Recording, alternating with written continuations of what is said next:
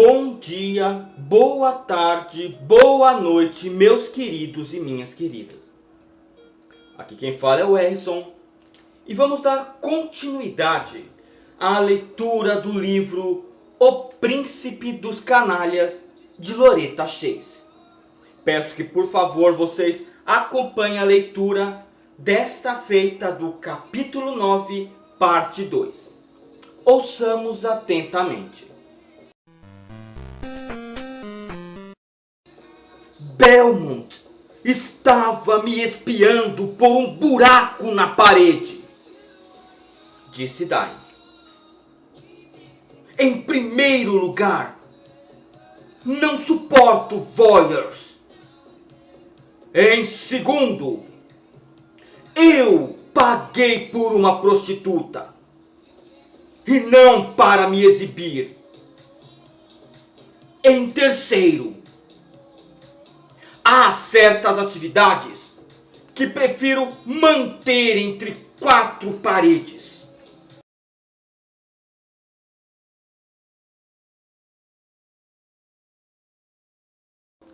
A carruagem começou a ir para o norte, para longe do lago Serpentine.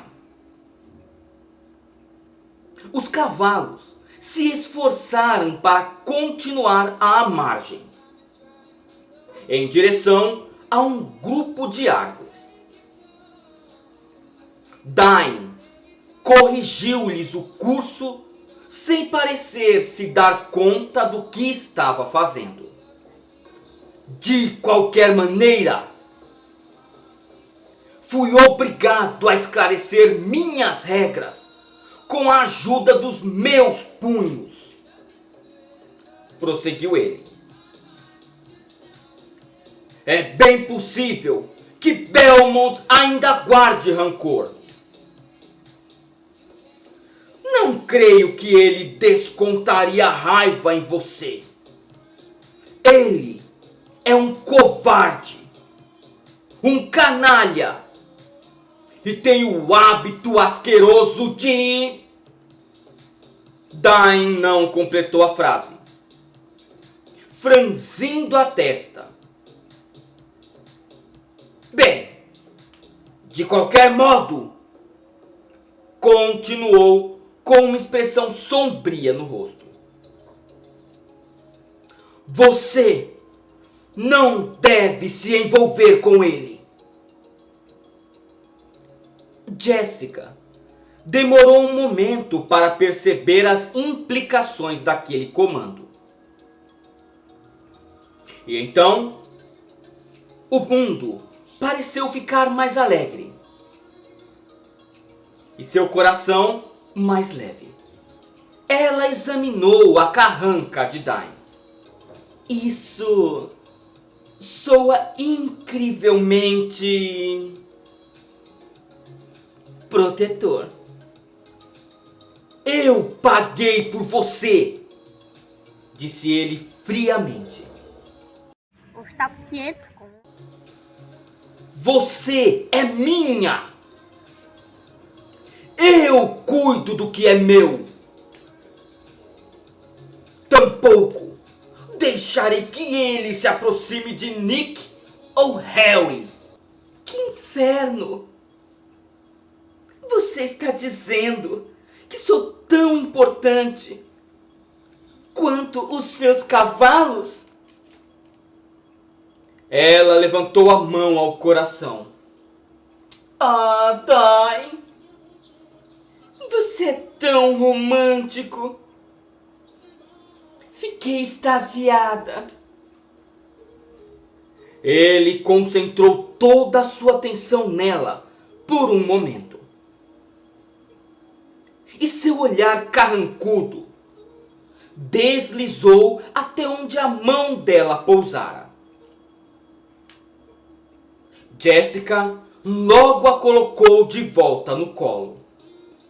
Com o senho franzido, ele se voltou para os cavalos.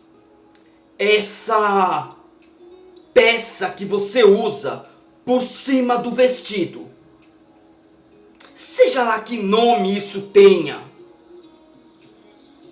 Minha casaca? O que há de errado com ela? Você a preenchia melhor da última vez que a vi, disse ele. Em Paris, quando você invadiu a minha festa. Ele guiou os animais para a direita, entrando em uma avenida margeada por árvores a alguns metros da torre de guarda. Quando você agrediu a minha virtude. Tenho certeza de que se lembra. Ou ela parecia lhe servir melhor porque você estava encharcada pela chuva?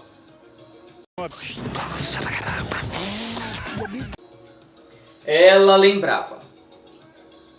Mais importante que isso, ele lembrava. Com tantos detalhes que até percebeu a perda de alguns quilos. O humor de Jessica melhorou mais um pouco. Você pode me jogar no lago e descobrir, sugeriu ela. A avenida dava numa rotatória cercada de árvores que bloqueavam a vista do parque. Em pouco tempo, começariam os passeios da tarde. E esta área isolada, assim como o restante do Hyde Park, ficaria abarrotada com as pessoas elegantes de Londres. No momento, o lugar se encontrava deserto. Dain engatou o freio da carruagem. Vocês dois, fiquem quietos, ordenou aos cavalos. Se fizerem alguma gracinha, vou colocá-los para rebocar barcas de carga em Yorkshire. Embora tivesse falado baixo, seu tom de voz transmitia o recado. Obediência ou morte? Os animais responderam como se fossem humanos e se tornaram os mais doces alazões que Jessica já tinha visto. Dain dirigiu seu olhar mal-humorado para ela. Agora, quanto a você, senhorita Megera Trent.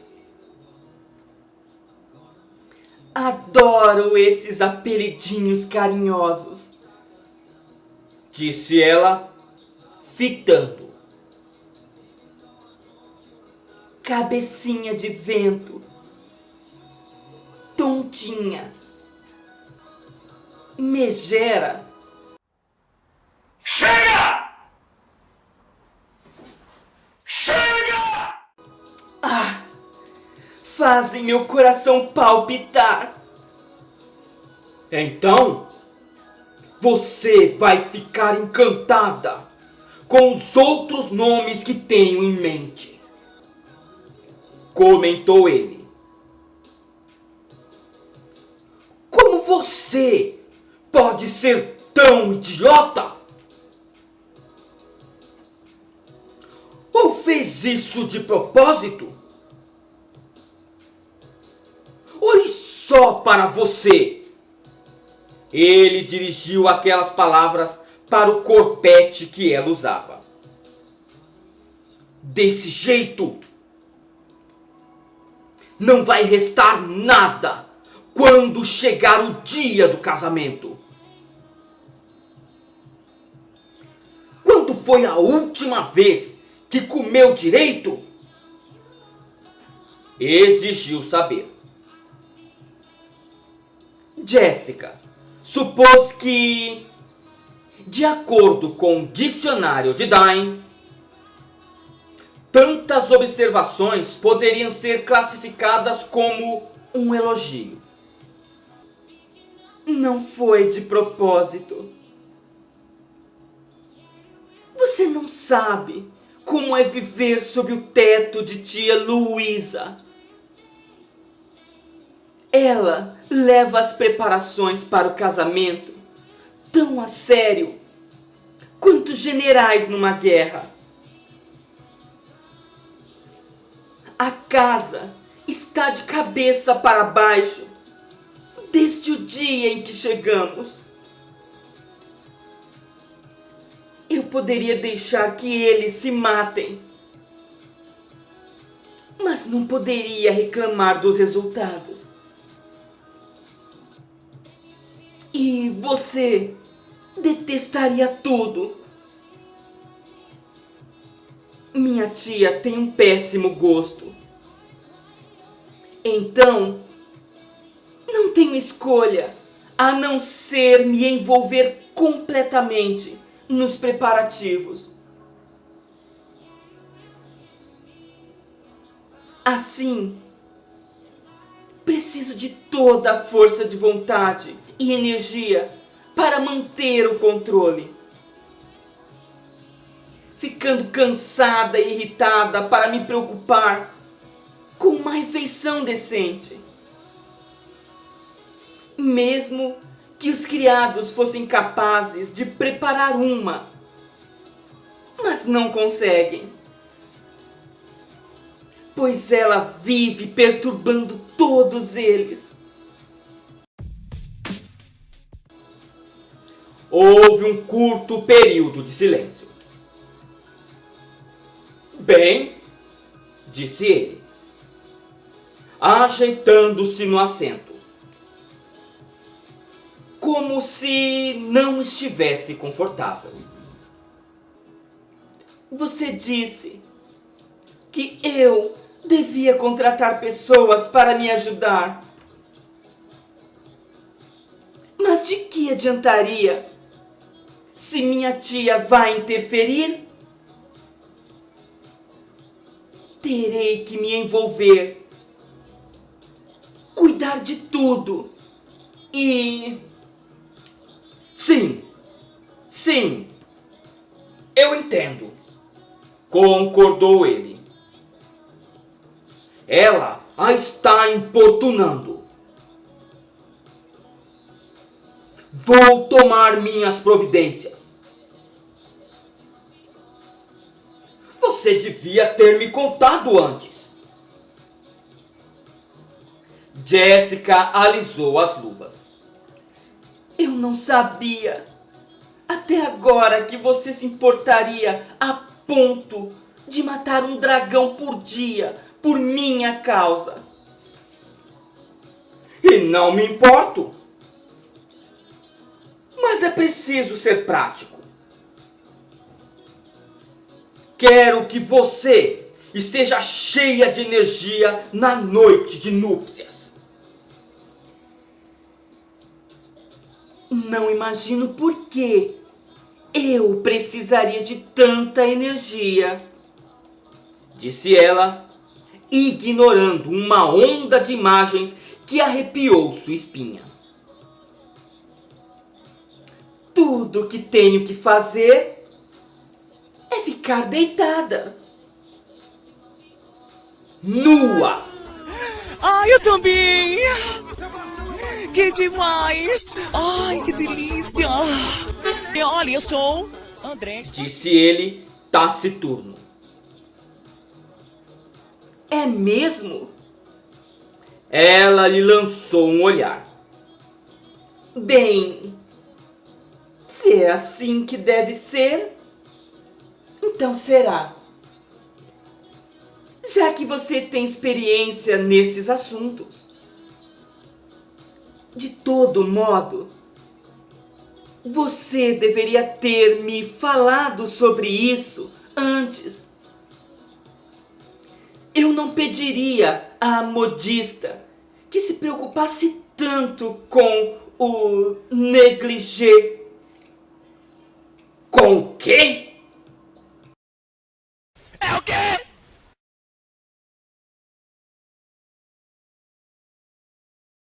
É o quê? O preço foi bem salgado, disse ela. Mas o tecido é tão fino e o trabalho com os ilhoses ao redor do decote é maravilhoso.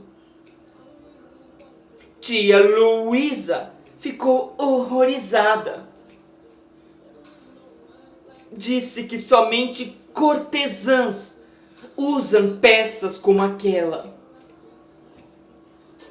pois não deixam nada a cargo da imaginação. Jéssica ouviu inspirar e sentiu a coxa musculosa se retesar contra a sua.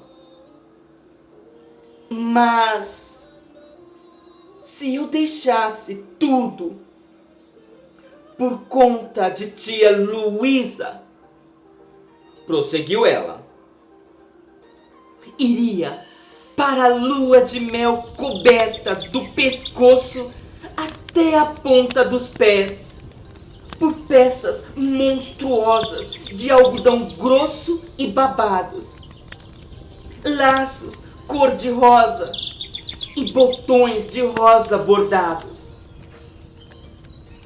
É absurdo, pois até mesmo um traje de gala revela mais do que isso. Para não mencionar... Qual é a cor? Perguntou ele. A voz de barítono ficou mais rouca. Vermelho vinho, respondeu ela. Com fitas negras trançadas ao longo do decote. Assim. Ela traçou uma gola em U que lhe descia pelo peito. E há um bordado lindo que deixa a pele exposta sobre os meus... Bem, aqui. Ela deslizou o dedo sobre a curva do seio, bem rente ao mamilo. E o mesmo bordado expõe a pele do lado direito da saia. Daqui. Ela apontou para o quadril. Até a barra. E eu comprei. Me dê, babá. Jess. O nome dela surgiu num sussurro. Tamancos para combinar. Prosseguiu ela. Pretos com Jess. Em um movimento rápido e furioso, ele soltou as rédeas e a colocou em seu colo. O movimento assustou os cavalos, que bufaram e se agitaram, inquietos. Parem com isso! Ordenou Dain ríspido. Eles pararam. O poderoso braço direito dele envolveu a cintura de Jessica e Dain a puxou para mais perto de si. Era como sentar-se em meio ao calor pulsante de uma fornalha. Rijo e quente. O corpo de Dain latejava com a tensão. Sua mão deslizou pelo quadril de Jessica e agarrou-lhe a coxa. Ela ergueu o rosto. Dain fitava sua mão enorme com uma carranca malevolente. Você! Rosnou ele. Que o diabo a carregue! Jessica inclinou a cabeça para trás.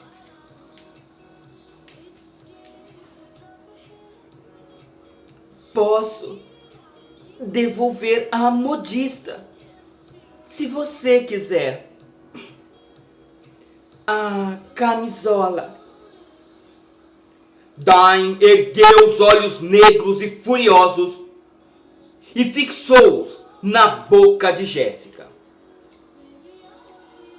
Sua respiração estava pesada. Não, nada disso, disse ele. E então aquela boca faminta preencheu a dela, arrastando-se sobre seus lábios como se quisesse castigá-la. Mas Jessica degustava o sabor da vitória. Sentia no calor que ele não conseguia disfarçar,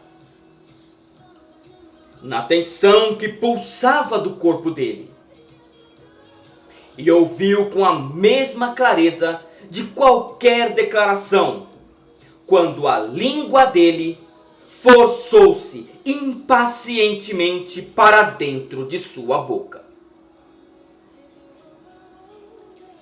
Ele a desejava ainda.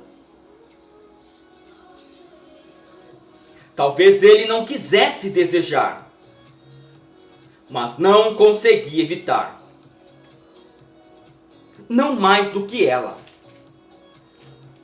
E, neste momento, Jessica não precisava mais fingir. Moveu o corpo para abraçar com força o pescoço de Dain, enquanto ele violava sua boca. Os dois podiam personificar dois exércitos furiosos. E o beijo seria uma batalha de vida ou morte. Eles tinham o mesmo objetivo: conquistar, possuir. Dain não ofereceu trégua.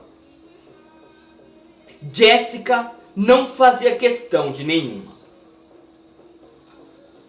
Não conseguia se saciar do pecado ardente que a boca de Dain lhe oferecia. A pressão abrasadora da mão dele deslizando pelo seu quadril e agarrando o seu seio. Ela o agarrou também, arranhou seus ombros e enfiou os dedos entre os poderosos tendões dos seus braços. Meu, pensava ela, enquanto os músculos se contraíam e distendiam sob seu toque. E meu, jurou ela, ao deslizar as mãos sobre aquele peito largo e rijo. Jéssica o teria e o guardaria para si, mesmo que isso a matasse. Dain podia ser um monstro, mas era seu monstro. Não compartilharia aqueles beijos tempestuosos, nem aquele corpo grande e esplêndido com mais ninguém. Jessica se aproximou mais. Ele retesou o corpo e, com um gemido, agarrou o traseiro dela, puxando-a para ainda mais perto. O toque firme lhe causou, mesmo através das luvas de couro e das camadas de tecido, ondas ardentes na pele dela. Ela desejava o toque dele em sua pele. Mãos grandes, nuas e morenas, deslizando pelo seu corpo. Bruto ou gentil, ela não se importava, desde que ele a quisesse, desde que ele a beijasse e a tocasse assim, como se estivesse morrendo de fome, como se nunca pudesse se saciar. E o mesmo acontecia com ela. Dain afastou a boca e, resmungando insultos em italiano, tirou a mão quente da nádega de Jéssica.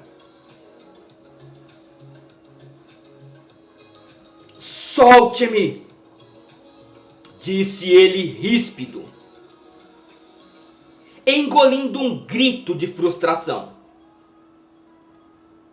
Ela baixou as mãos, cruzou-as sobre o colo e fitou uma árvore do outro lado da rua.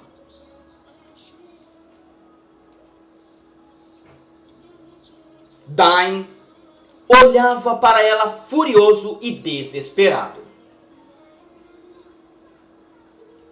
Devia saber que era melhor manter distância. O casamento aconteceria em 13 dias e ele teria a noite de núpcias e tantas outras para saciar seu desejo, até se fartar. Já dissera a si mesmo que não importava quanto ela o assombrasse e o perturbasse nesse meio tempo.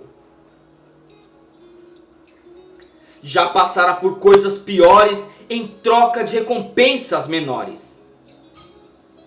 E certamente seria capaz de aguentar 2 semanas de ansiedade. Ele teria que aguentar, pois, caso contrário, uma imagem vívida demais o aterrorizava. o Marquês de Daim às voltas com sua futura esposa, arfando como um vira-lata faminto diante do balcão de um açougueiro. Latiria à porta dela durante o dia e uivaria diante de sua janela à noite. Correria atrás dela quando fosse às compras e rosnaria ao redor dela durante as festas. Estava acostumado a conseguir o que queria, quando queria, e a rejeitar o que não podia. Descobriu que não era capaz de ignorá-la. Assim como um cão faminto não poderia ignorar um pedaço gordo de carne. Deveria ter percebido tudo isso no dia em que a conhecera, quando se demorou mais do que devia na loja de shampooais, incapaz de tirar os olhos dela.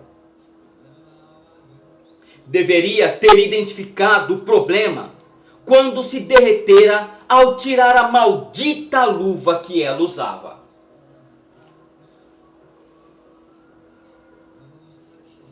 De qualquer maneira, não havia como escapar da verdade agora. Quando ele dera a si mesmo e a ela uma demonstração tão eloquente e acachapante. E ela só precisou descrever uma peça de lingerie para que ele perdesse a cabeça e tentasse devorá-la. Quer que eu saia de cima do seu colo? Perguntou ela com educação, com um olhar perdido para fora da carruagem.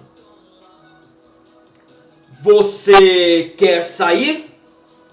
Perguntou ele, irritado. Não. Estou perfeitamente confortável, disse ela. Ele gostaria de poder dizer o mesmo. Graças ao traseiro pequeno e arredondado, aninhado tão confortavelmente em seu colo, sua virilha atravessava a tortura ardente do inferno. Tinha plena noção de que o alívio estava a poucos centímetros de distância. Apenas precisava virá-la de frente para si, erguer-lhe as saias e da mesma forma, ela poderia estar na China, dadas as chances de aquilo vir a acontecer, pensou ele amargamente. Esse era um dos problemas com as damas. Não era possível fazer o que se quisesse. Era preciso cortejar e persuadir. E depois, comportar-se adequadamente na cama. No escuro. Pode ficar aí então, disse ele. Mas não me beije de novo. É muito tentador. E não quero que me conte sobre suas roupas de dormir. Pra que agredir? Não tem necessidade isso. Muito bem, assentiu ela, olhando ao redor como se estivesse à mesa de chá. Sabia que a primeira esposa de Percy Shelley se afogou no Serpentine? E minha primeira esposa está considerando repetir o feito? Perguntou ele, perplexo. Claro que não. Genevieve diz que cometer suicídio por um homem é imperdoável. imperdoavelmente Gold. Só tentei puxar assunto. Mentira! Dain pensou que, apesar da tortura,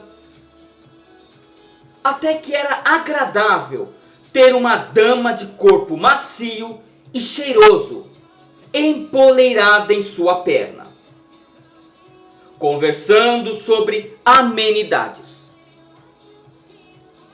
Um sorriso começou a se formar em sua boca. Logo transformou em uma careta. Então, você não está mais contrariada? Sim. Ela baixou os olhos para a mão esquerda inútil de Dain, que deslizara para o assento durante aquele abraço tempestuoso. Você devia colocar uma tipóia nesse braço, Dain, para que não fique batendo nas coisas. Pode acabar se machucando seriamente sem perceber. Que deselegante. Né? Totalmente deselegante. Nós estávamos... Eu só o bati uma ou duas vezes, disse ele, franzindo a testa. E percebi quando isso aconteceu. Posso garantir, eu ainda tenho sensibilidade nele, como se funcionasse. Mas não funciona.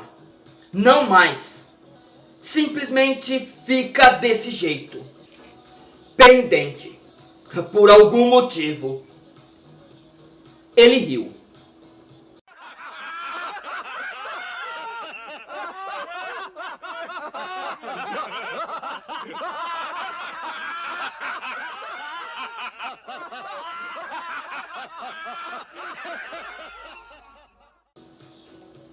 Está com a consciência pesada? Nem um pouco, disse ela. Pensei em atacá-lo com uma chibata, mas talvez você não sinta dor nenhuma. Ele estudou o braço esguio de Jéssica. Você precisaria de mais músculos do que jamais terá, retrucou ele. E não conseguiria ser rápida o bastante. Eu iria me esquivar e começar a rir.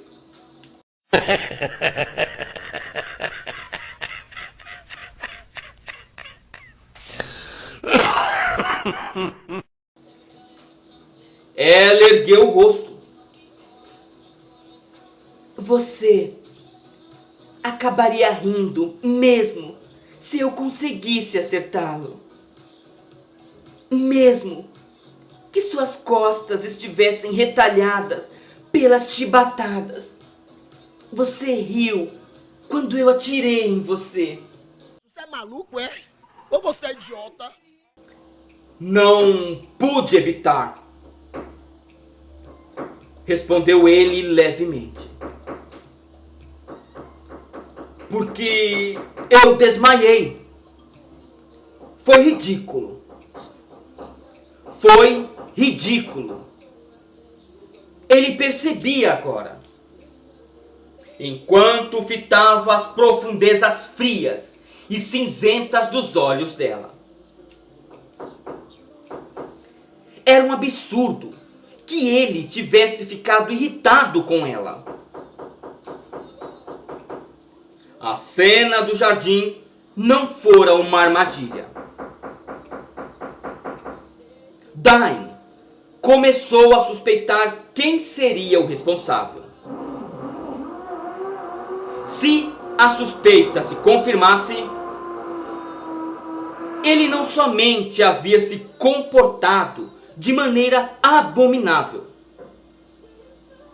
como também fora imperdoavelmente estúpido. Porra, pelo amor de Deus, eu não consigo. Chegamos ao final da leitura do capítulo 9, parte 2. Agradeço a todos vocês que estão acompanhando a leitura deste livro. Aqui quem fala é Erison.